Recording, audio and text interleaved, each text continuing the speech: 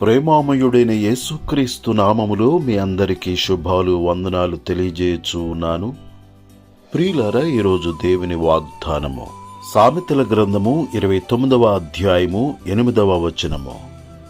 జ్ఞానులు కోపము చల్లార్చెదరు. ప్రియులారా, బుద్ధిహీనులు, అవివేకులు, జ్ఞానము లేనివారు కోపమును రేపేవారిగా ఉంటారు. జ్ఞానము గల వారు కోపమును చల్లార్చేవారిగా ఉంటారని దేవుని వాక్యము సెలవిచ్చుచున్నది.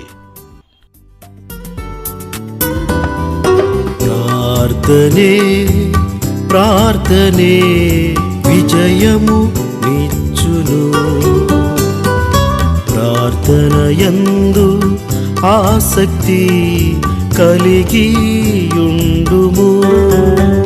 హల్లెలూయా హల్లెలూయా హల్లెలూయా హల్లెలూయా హల్లెలూయా హల్లెలూయా హల్లెలూయా హల్లెలూయా.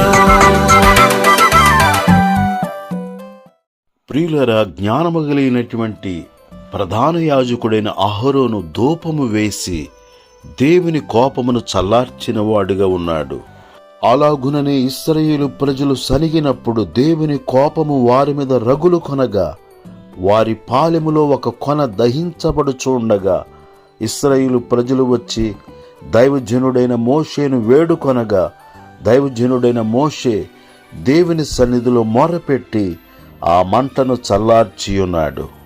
ఇశ్రాయేలు ప్రజలు లోబడనొల్లని ప్రజలుగా ఉన్నప్పుడు, దేవునికి వ్యతిరేకముగా వారు విగ్రహారాధన చేయుచున్నప్పుడు దేవుని ఉగ్రత, దేవుని కోపము వారి మీద రగులు కొనగా దైవజనుడైన మోషే అడ్డుపడి మొరపెట్టి దేవుని కోపమును చల్లార్చి ఉన్నాడు. ప్రియులారా, దేవుని కోపమును మనుషుల కోపమును చల్లార్చేవారిగా దైవికమైన జ్ఞానము కలిగి మనము జీవించుదుముగాక. పైనుండి వచ్చు జ్ఞానము మొట్టమొదట పవిత్రమైనది, అది సమాధానకరమైనది, మృదువైనది, సులభముగా లోబడినది, మంచి ఫలములతో నిండినదని దేవుని వాక్యములో మనము చూస్తున్నాము. యేసుక్రీస్తు దేవుని శక్తియు దేవుని జ్ఞానమునై ఉన్నాడు. యేసు అనే జ్ఞానము లేకయే అనేక మంది నశించిపోవచ్చు ఉన్నారు.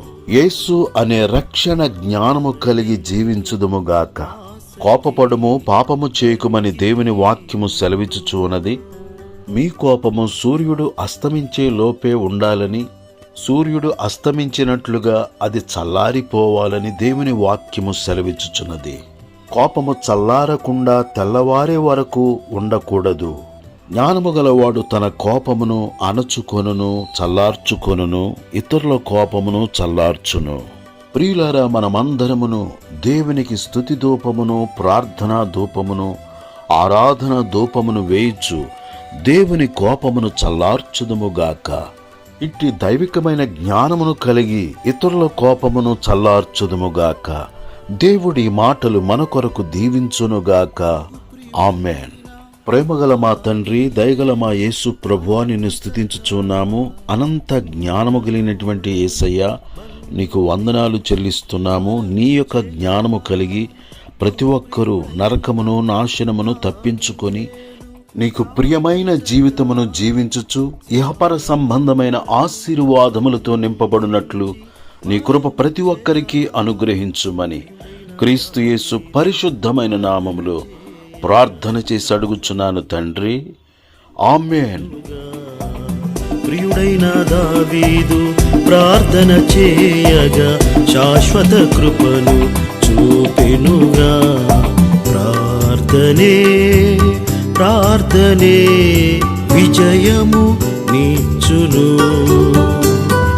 ప్రార్థనయందు ఆసక్తి కలిగియుండుము.